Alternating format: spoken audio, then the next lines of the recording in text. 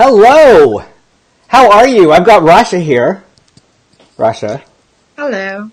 Hi. I told Rasha I was going to hide her at the beginning and then I forgot, so here you are. Oh, here I am. Welcome. Thank you for stopping by, and thank you for watching the replay. This is Getting to Know You. This is the show where I introduce you to as many of my friends as possible so you can get to know as many different kinds of people as possible, with the goal of realizing that we're really all more alike than we are different. So, this is Rasha. I get confused which way. This is Rasha. Rasha, can you tell our viewers a little bit about yourself? Yes. So, my name is Rasha. I live in Houston, Texas. I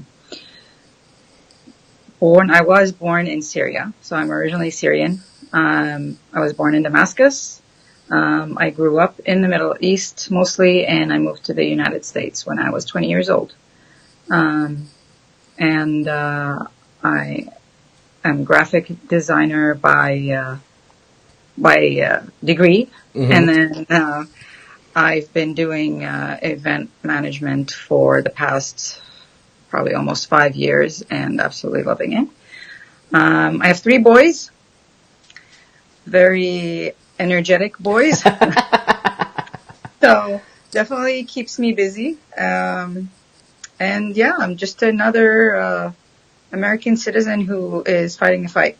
Great, and I'm so happy. Thank you so much for joining me today. I know it's been a long time coming. I've getting our schedules coordinated is we're both very busy. Yes. Hi, Mariana. Yes. Thanks for stopping by. It's good to see you as always.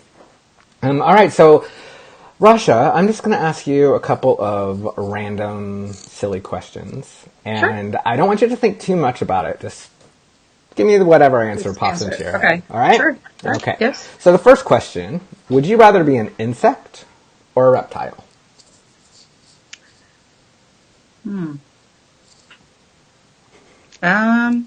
Reptile? Okay, why? Because I don't like insects. And I think everybody's usually trying to kill insects, but reptiles are okay. All right, that's a good answer. All right, you can have a superpower, but only for 24 hours. Okay, so what would you pick? I would go back in time. Ooh, where would you go? I would probably, I don't know, this sounds silly. I would go back to when I was a little kid with my parents and siblings and all that. Oh, that's nice. When life was much simpler. There you go. Well, that leads me to my next question. What would you tell your 20-year-old self?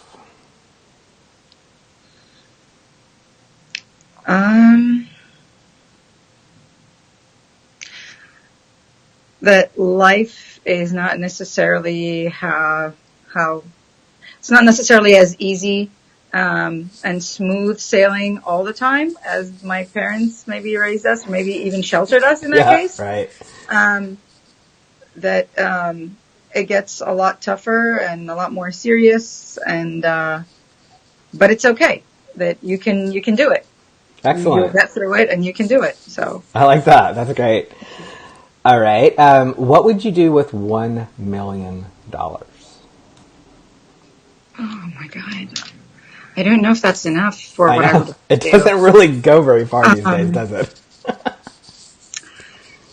I mean, first thing that comes to mind is, I don't know, probably feed homeless kids and show children's, hunger.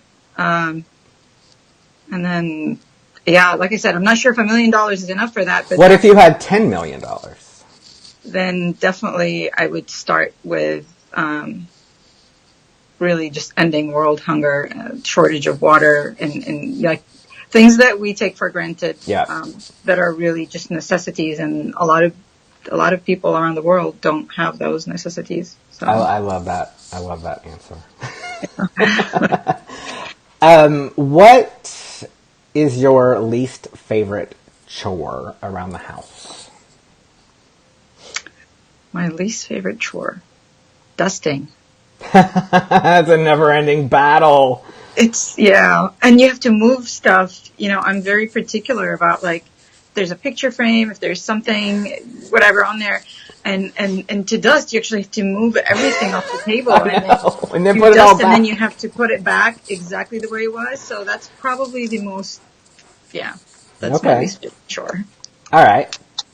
Great. Hey, Bob. Bob is joining us. I love your profile picture, Bob. Bob's a bit of a handful, but I love him anyway.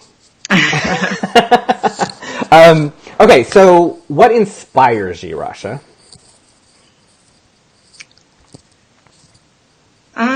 Today, what inspires me is probably random acts of kindness from strangers. And like I said, that's the case today. If you had asked me maybe 5 years ago, 10 years ago, I think my answer would have been different. Mm-hmm. But, or maybe tomorrow. Right. Yeah. But today, I think that what inspires me is seeing someone who maybe had nothing at all succeed. Mm-hmm. Seeing random strangers just offering, and it's usually a very small, almost like meaningless thing, but the gesture itself means a lot. Yeah. You and I think that's why I like you so much, because you and I are of the same mind on that. It's like, be nice to each other. We're human. Right. We need to get back to that human connection and realize that we're not just avatars and screen names. Yeah, I really think that, unfortunately, one thing that's contributing to that is probably all the digital world. Yeah. It's very easy to be mean to somebody who you don't see in front of you. Mm-hmm. To make a really mean comment about whatever it is. Something you would never say to their face. On Facebook, right. But something that if they were in front of you and looking at you in your eyes and saying that same thing, you would never say that thing. You would, but they are less human when they're on the screen. Yeah. I agree with that. And that's one of the things that prompted me to do this segment, is because I want people to recognize that. Because there's so much mean out there. Right. But I think most people have good intentions. I think we get pulled into the sinkhole of nastiness that is the internet. It's hard to get out sometimes. Absolutely. Definitely the majority of people, the majority of the world is still full of positiveness. Yes. But unfortunately, in many cases, it's the negative that gets highlighted. Right. Well, because those are the loudest, Those are the ones that make the big scene. People that are doing nice things for each other, they're not trying to make a name for themselves. They're just trying to be nice. Absolutely. Yes, absolutely. Okay, next question. How do you cope with stress? I know that you have a lot of stress. How do you cope with it? Again, in probably one of two things. Usually either sitting in bed and watching Netflix, or, like a favorite show, which is usually a comedy that I've seen probably 100 times, but I'll just sit there. So you kind of don't really have to pay attention because you know what it is, but it's also there. Right. And it still, has those little moments that are just really funny. I still watch King of Queens and Fresh Prince of Bel-Air, which I've seen a million times. But there's just something about them that's, it's great to unwind and just sit there and maybe eat a favorite snack. I totally get that. I actually do kind of the same thing, except I do it with a movie. Empire Strikes Back. I've probably seen that movie hundreds of times. And not necessarily from beginning to end, but it's been my favorite movie since I was a kid, and I could probably just recite the whole thing.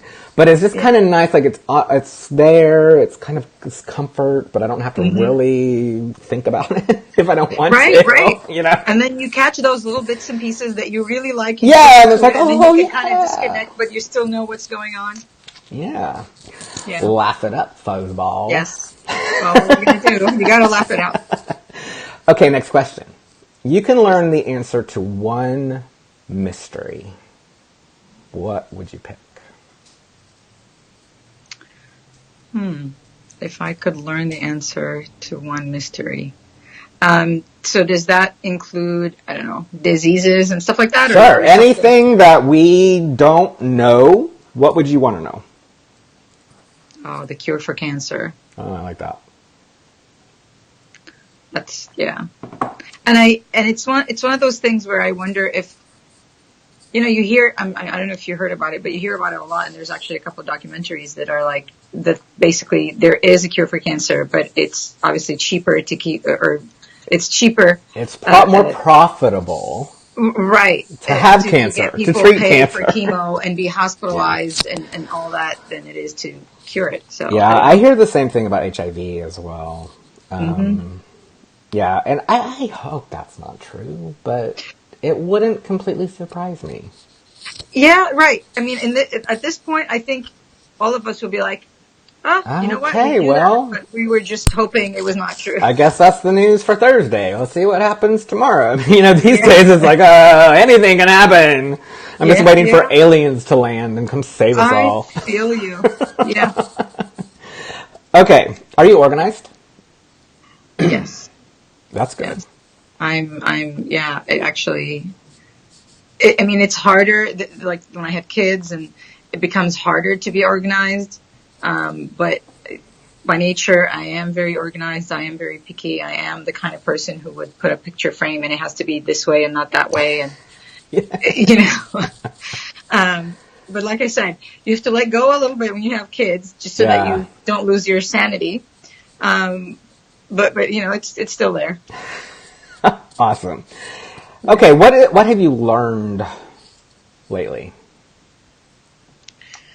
What have I learned? That's a broad question. It is. Or what's your favorite thing you've learned lately? Let's see. What's my favorite thing that I've learned lately? Stumped her. Huh? I stumped her.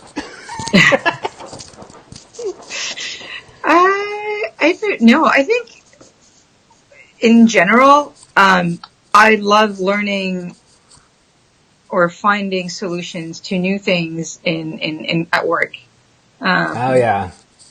Because it tends to be very fulfilling and a lot of times actually inspiring because, if you love what you do, in this industry, you always run through problems and you always need to find solutions. I mean, technically that's our job, right? To manage whatever crisis. Right. Because there is always some kind of crisis and find a solution.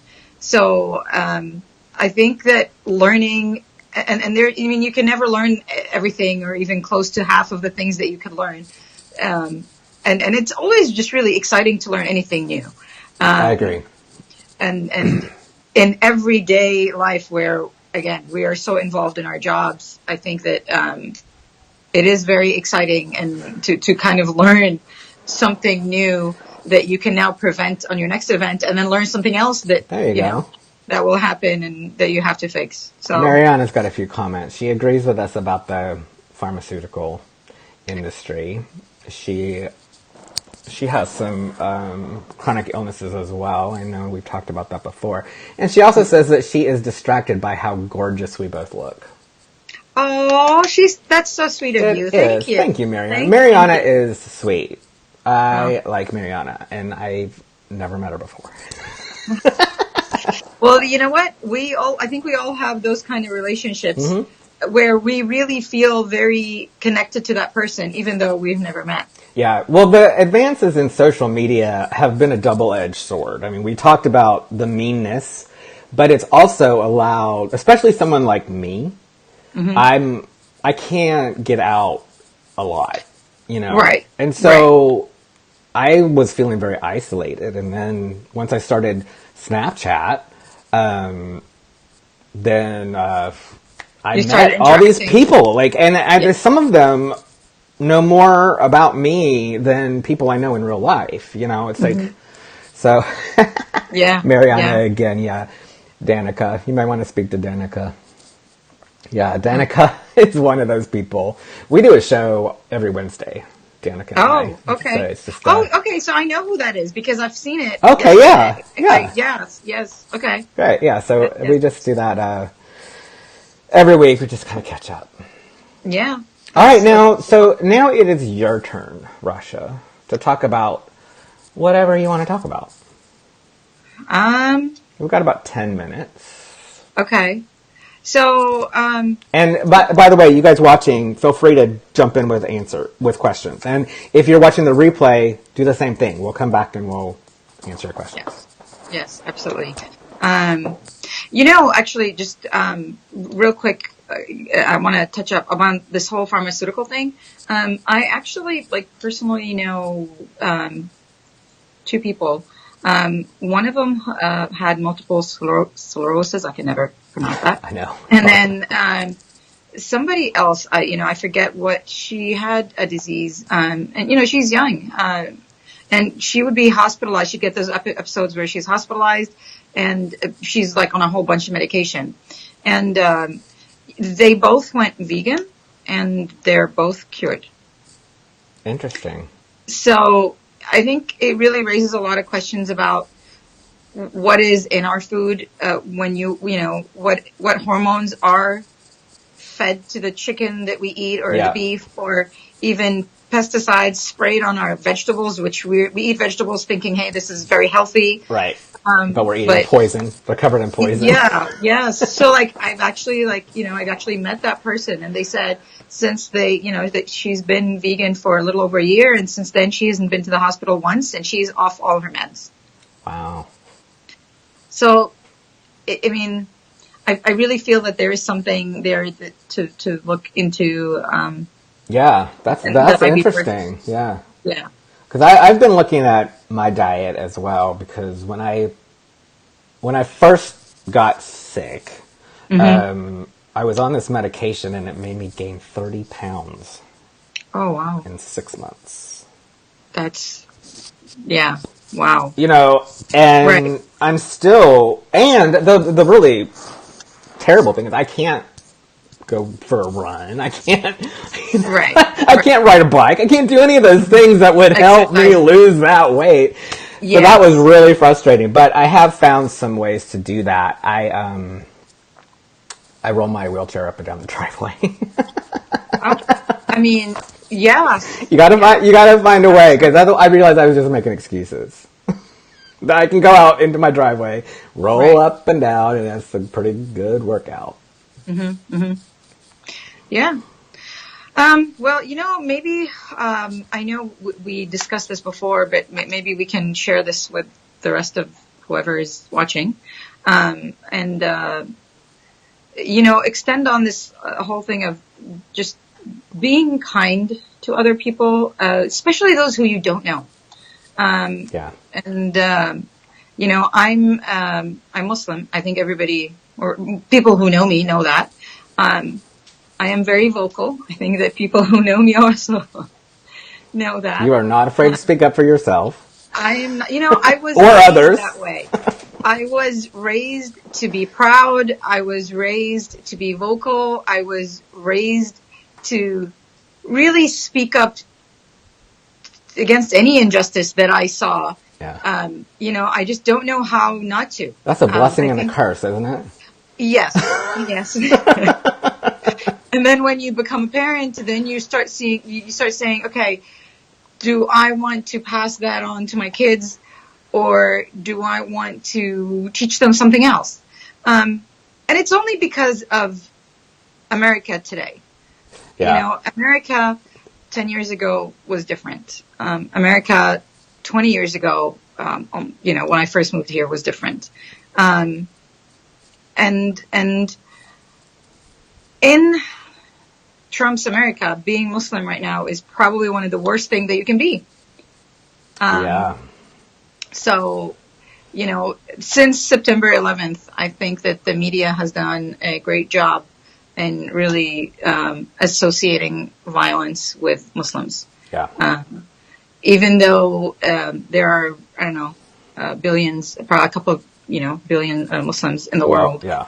And you have probably, if you were like to really look into it, it's probably something like 0.04% of, Muslims who are, in this case, I would say claim to be Muslims who do all these things in the name of the religion. But they're not really following the religion. Right? Absolutely. Well, you could say the same, and I find it interesting that the only time I've heard religion mentioned in connection with any kind of violent event is if the person's Muslim.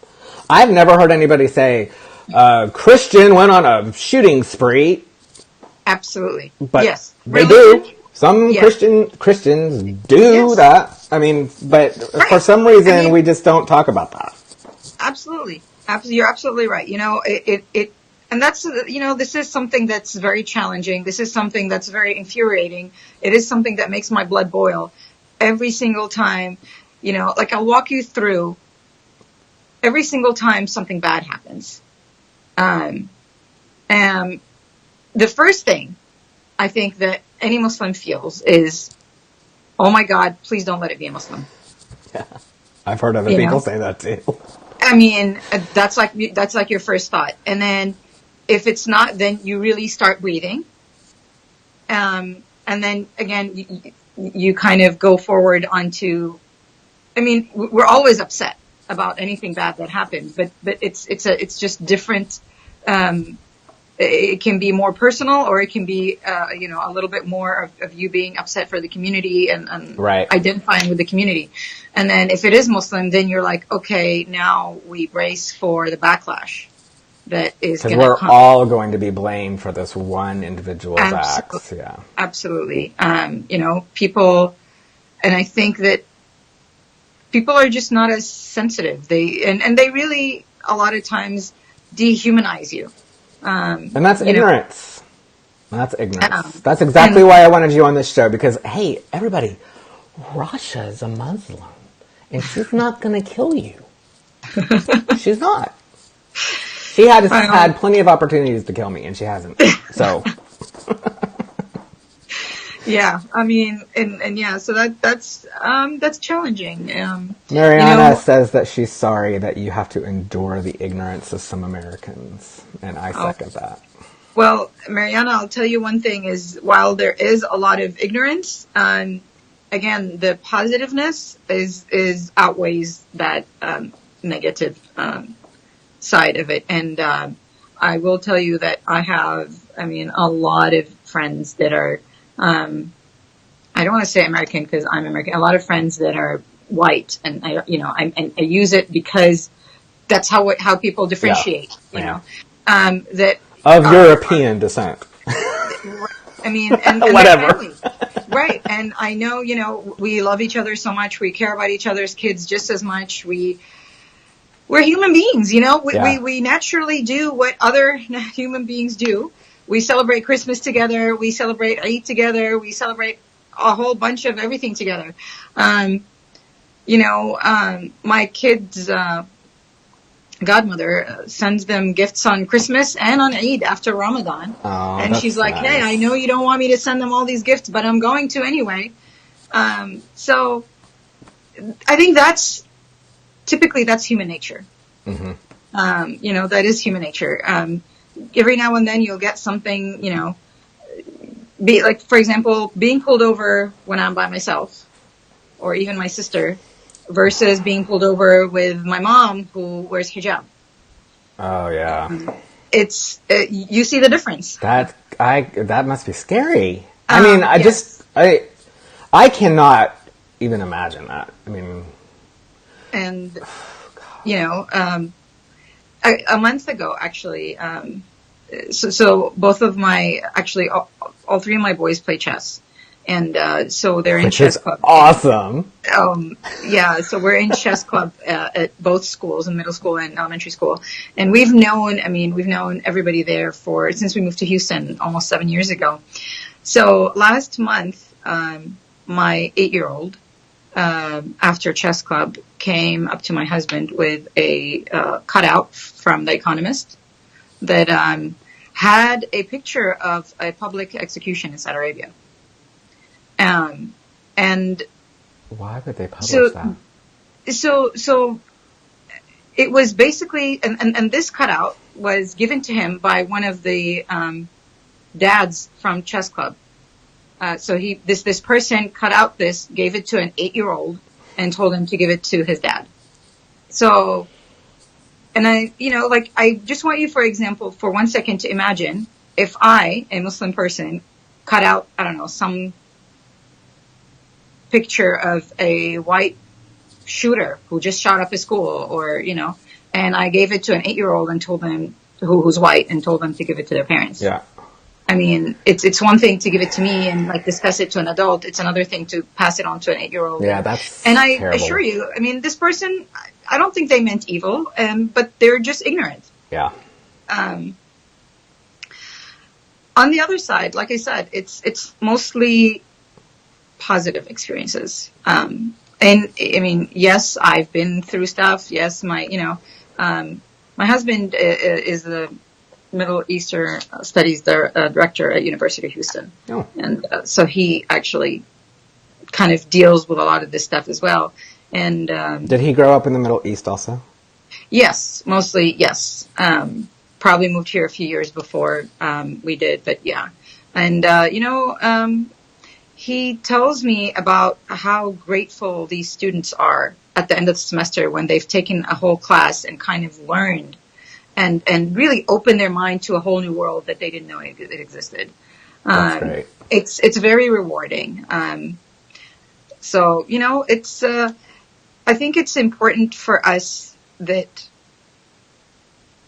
use whatever privilege we have, whether, again, each one of us enjoys some kind of privilege, to use that for good, to speak up for other people who can't speak up. Use your privilege for good. I love that. Yes.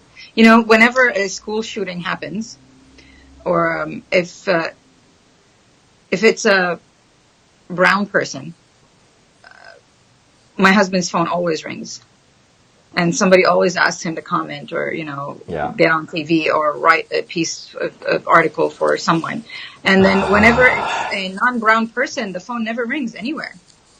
We just say, oh, he was bullied or, mental illness or whatever. Yeah, I know. That's frustrating. So, it only rings when it's a brown person. Religion is only brought in when it's a brown person. Yeah. And then just like you said, you never read something that says, a Christian kid shot up people because I don't know why.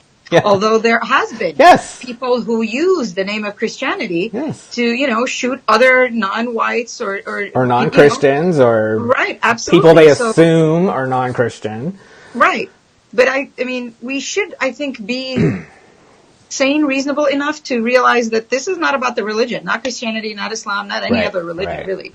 If somebody is an evil or a crazy person, then they're an evil and crazy person. And them using anything, a religion, a book, whatever it is, to justify it, that doesn't mean anything. Why is that valid? Yeah, I totally agree with you. And that's being, unfortunately, that's being weaponized by our current government, I believe. Yes.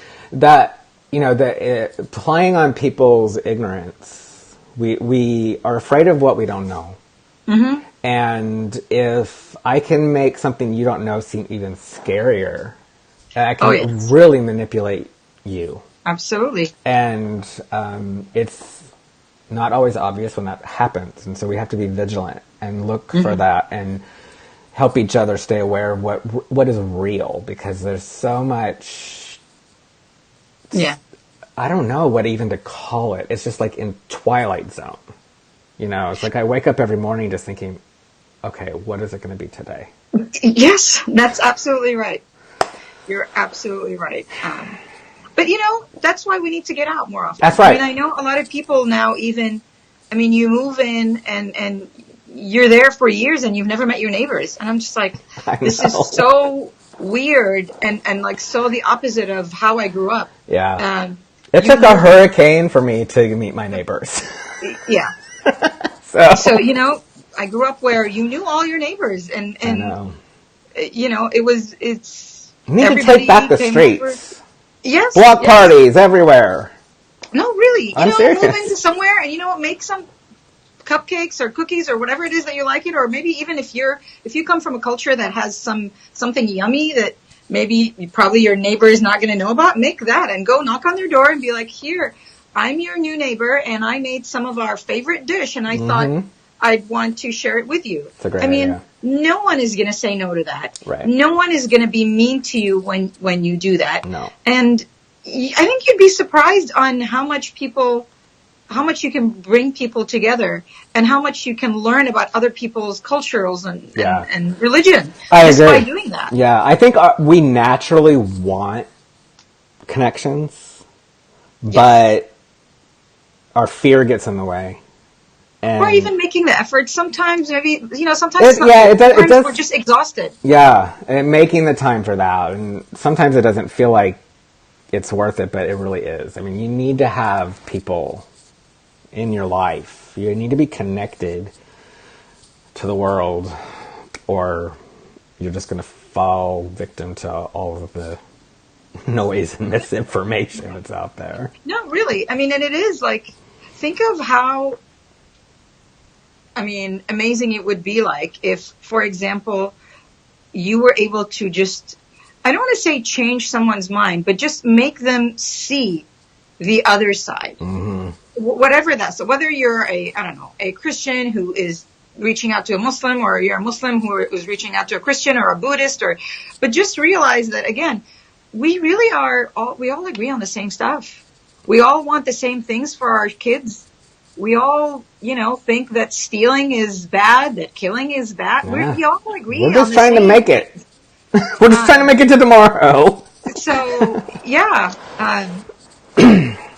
I think we need to get out more. I agree. Yeah. And we need to get out more. Yes. I just realized that you work close to where I live. Oh, really? Yeah. We'll have to talk about that later. Yes. Total opportunity for us to meet up for lunch or something. Yes, absolutely. Well, summer is coming. Yes. So that, I feel like, I'm hoping that's a good thing. I can't wait for the kids to be out of school because I'm so dead with all their end of school activities. There's an elementary school at the end of my street, and it's like nonstop every day. There's something. I'm like, seriously, how do these parents have time to do all this? Oh, it's exhausting. So I never thought I would say this, but I can't wait for school to be out. And I know that 1 week after school is out, I'm going to regret it. I'm going to be like, I need school. Yes. Camp. Yes, I need kids to go back to school. Okay, Rasha, we're out of time. We've actually gone a little over. No. I've enjoyed every minute of it. I could talk to you all day. But I do want to ask you, if people want to learn more about Muslims, Islam, the culture in the Middle East, what would you recommend? Because there's a lot of wrong information out there, and we want to steer people away from that. Right, absolutely. Honestly, I think the best thing you could do is actually reach out to a Muslim. Now, I know not everyone might know somebody, but if you do, reach out to them. I promise they won't be offended. Actually, they'll be very happy to give you the correct information, and they'll be very excited that you actually want to learn more versus assuming things that are incorrect. That is radical. Talk to people? Yes. Because really, I would say the number one thing is if you know somebody who's Muslim, reach out to them. They'll be more than happy to answer any question you have, even, they'll gladly even buy you a book. If you want a reputable book, something that's not like a propaganda or whatever. Yeah. They'll be more than happy probably to even gift you a book. They'll recommend probably some websites that are actually kind of neutral, reasonable, and not extreme in any side. Because, the truth is that the average person is just a neutral person. Whether it be Christian or Muslim or anything, we're all, neutral people. We're not extreme. But there are always extreme people on every end of the spectrum. And we just have to realize that the big chunk in the middle is right. There's a lot more of us than there are any, people on either side. Right. So yeah, I mean, and there are a lot of good websites, that it's very easy to spot like bad websites. So if you go to a website and where it says, you know what, Islam tells you to kill people, then I could tell you right away that, you know what, that's just a garbage website. Yeah. And if you go to a website also on the other hand that tells you, oh, Islam tells you to walk outside naked, that's probably also garbage. So use common sense. It's very easy to spot, sources that are just unreputable and that are really not trying to teach you about something, but rather trying to smear it one way. Right. I mean, I invite any of you that are watching, if you have questions about Muslims, that the culture in Syria, or anything like that, where you're just you don't understand something, please drop a question in the comments, because Rasha and I will help you find an answer to that. Yeah. You don't have to be afraid. I'll be very happy to do so. So Please feel to reach out to, ask anything. We'll be more than happy to answer your questions. Excellent. Thank you, Rasha. You're welcome. I enjoyed this. Oh, Scott's here. Hi, Scott. Scott's my husband. Hello, everyone. Yeah, I miss you, Scott. I met Rasha through Scott because they both work in the same industry. Mm-hmm. So, yeah, Scott's been working hard this week. I know. He probably needs to go on vacation for the rest of the week after wedding trends. Oh, we got Badra's here. Oh. Hi, Badra. Now we miss you. Yes. I haven't seen Badra in a while. I met her once. I know. Well, she's overseas now, enjoying being in the Holy Land. So. Oh, that's great. Yes. That's great. All right. Very exciting. Well, thanks again. I'm going to let you get back to work. Yes. And everyone have a great Thursday and a great rest of the week. And don't forget to be nice to each other. Absolutely. All right. See you later. Bye. Thank you. Bye.